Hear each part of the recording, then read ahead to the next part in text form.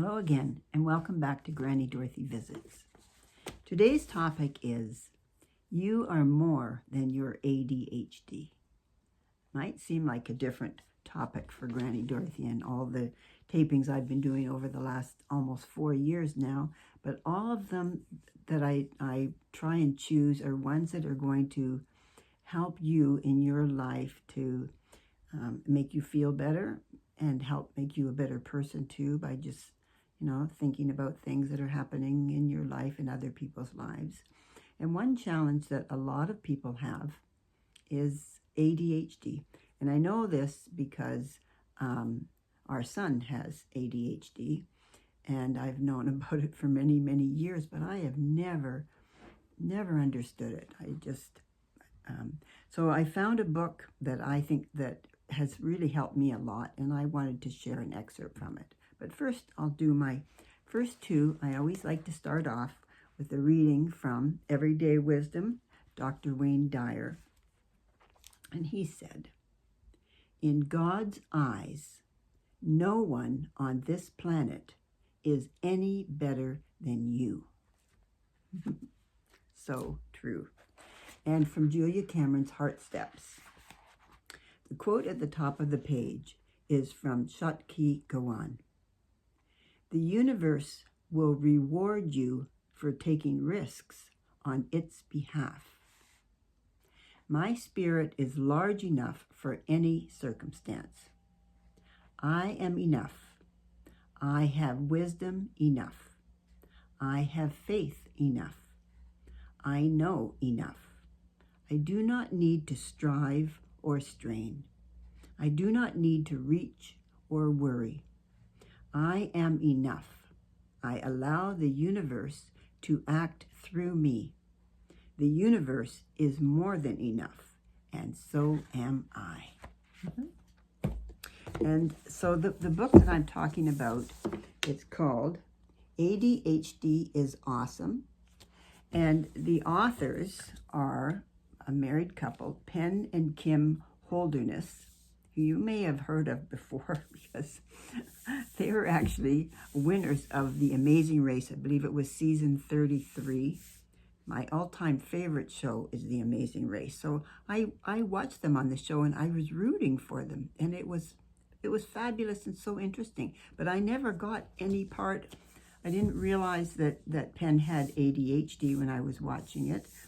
And so they ended up winning it, which was fabulous. So I was really pleased to find out that they're the authors of this book. It was my niece that introduced it to me because she knows that I have a son with it, and I'm always trying to find ways to be able to help him. Anyway, I was reading the book because it's a great book. It's very interesting, and it helps you to understand a little bit more, what ADHDers, as he calls them, are going through. So I saw this excerpt and I thought, you know what, I think that might just be good for my Granny Dorothy. So I'm just going to read you a couple of pages from it, okay? "When you are self-critical, you're basically bullying yourself. Your inner voice is the jerk cutting you down with insults. Try trading in your bully for a cheerleader, someone who has your back, takes the most loving interpretation of your actions, cuts you some slack, and high-fives your wins. Your own brain should feel like a safe space, a haven, a place where you can escape the negativity that comes at you in the world. Our brains are every bit as capable of conjuring up good scenarios as bad ones. So next time you are tempted to chastise yourself, try these 4 R's instead. The 4 R's of reframing. Recalibrate. Ask yourself, was that really so bad? Imagine you are watching the event going down in an online video. Would you stick with the video until the end? Or would you scroll right past it because it's such a common mistake. Remember, it's not just you. There is no negative thought you have had about yourself that someone else with ADHD hasn't thought about themselves too. And the third R, remind yourself, it's not me, it's my ADHD. You are so much more than your ADHD. ADHD is a part of you, but it does not define you entirely. And the last R is reward. Reward yourself for being compassionate with yourself. To train your brain to make self-compassion a habit, use positive reinforcement. Did you cut yourself a break for showing up 5 minutes late? Have some Mentos. Were you able to say, hey, I'll play in my sneakers when you forgot your high tops for your pickup game? Call first pick of teammates. Did you have the presence of mind to say, I'll do better next time, when you mixed up the slides of your presentation deck? Take a 5-minute walk around the block to blow off steam. We are on the receiving end of enough insults without adding to the pile ourselves. Accept your differences. Dr. Hinshaw encourages a mindset of radical acceptance when it comes to ADHD. Emphasize on the radical. When something is radical, it is outside of the norm. A little scary maybe, potentially upsetting the order of things. Yep, that's ADHD. I love the idea of radical acceptance because the opposite of radical acceptance is radical rejection. We get enough rejection from other people, so why impose it on ourselves? I like to think of radical acceptance as analogous to parenting a child who is not like you. If you are a party in a pair of pants type of person, you might look forward to chasing your kid around the playground as she leaps from the monkey bars into the sandbox, making friends during the game of tag. If, after your daughter is born, you notice she is more inclined to hide under the monkey bars than to leap off them, you have two choices. You can spend every visit to the tot lot encouraging her to go have fun and talk to the other kids and try the highest slide, or you can meet your kid where she is and offer to sit beside her as she quietly blows bubbles. If you choose the first, you're looking at a future of fights and tears because you are imposing your idea of what playtime should be like instead of accepting what playtime happily looks like for your kid. You have to let go of who you thought your kid would be and start paying attention to who she actually is. Letting go of an idea of how you thought your or your loved one's life might unfold after an ADHD diagnosis is a painful but necessary step. Every single person on this planet was born with limitations. Maybe you can't sight read music. You need a stool to reach items on the top shelf. Or you look like a dope when you try to curl your tongue. Limitations are real and really annoying at times. However, fighting against them just makes things harder for you. I want to be careful here to point out that accepting your differences doesn't mean succumbing to them.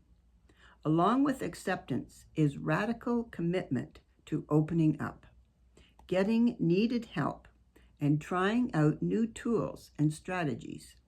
No one is telling you to throw out your watch because you'll never get anywhere on time anyway. But before you can get serious about showing up, you first must acknowledge that sometimes you lose track of time. In part 3, we'll look at ways you can support your areas of weakness and arrange your life so that you can thrive. But for now, start by granting yourself permission to accept that you have a brain difference. 3, repeat after me. Compare leads to despair. Comparison leads to despair, is what he's saying. Just about every book about ADHD references this quote, often misattributed to Albert Einstein. Everybody is a genius, but if you judge a fish by its ability to climb a tree, it will live its whole life believing that it is stupid. It's the ADHD equivalent of hang in there poster in an office cubicle. It's a great message. If you're a fish, you shouldn't worry about whether you can climb a tree. You will never beat a monkey, a squirrel, or a cat, or a chipmunk at tree climbing. Instead of spending your time and energy wishing you could be a monkey, why not be pumped about being a fish? Fish can breathe underwater, the substance that covers 71% of the Earth's surface, for crying out loud. Let's see a monkey do that. Like a fish, you have so many gifts that are unique to you. You are visionary, wildly creative, funny, willing to take an occasional risk, and able to do the kind of out-of-the-box thinking other people can only dream of. Okay, yeah, you're not the best shoe organizer, and you might not always remember to throw your tissues in the trash can. But is being the best shoe organizer or the goat of tissue tossing even something you want to be? Is anyone coveting a trophy for the cleanest car? Wouldn't you rather be fulfilled and driven by your incredible creativity? The world is a better place because of neurodiversity, because of the wide variation in how our brains are wired. There is a wide variation in how we experience and interact with the world. No one way is the right way for everyone. The only right way is the one that works for you. A good action you can take to improve your attitude is to avoid comparing yourself to other people. Whether they have ADHD or not, comparison is insidious. It gets in your head and undermines your happiness. You can't celebrate your wins because comparison shrugs and says, "Yeah, nice job on that painting, but you suck at listening." Pretty much the only arenas where a direct comparison between the skills of two people makes sense are contests for swimming, running, skiing, or chess. So unless you're a pro athlete or an aspiring chess grandmaster, stop comparing yourself to other people and remind yourself of your incredible and unique strengths. When I catch myself comparing myself to someone else, I remind myself of what Mr. Rogers said. There is only one person in the whole world like you. And people can like you just because you're you. I don't need to determine how I stack up against other people. I am number one at being me. Thanks, Fred. I liked Mr. Rogers so much when the children would watch him because he was just so honest and loving and kind to everybody and looking at every situation. And, you know, I always say the most important thing, I think, is loving and kindness and in our world. And I think understanding people who have challenges like ADHD and if you have it yourself, being kind to yourself. and for everybody, you know, to always be kind and loving to each other. Because, don't forget, each one of us, we are divinely guided. So I send you my love. Mwah. Until next week. Bye for now.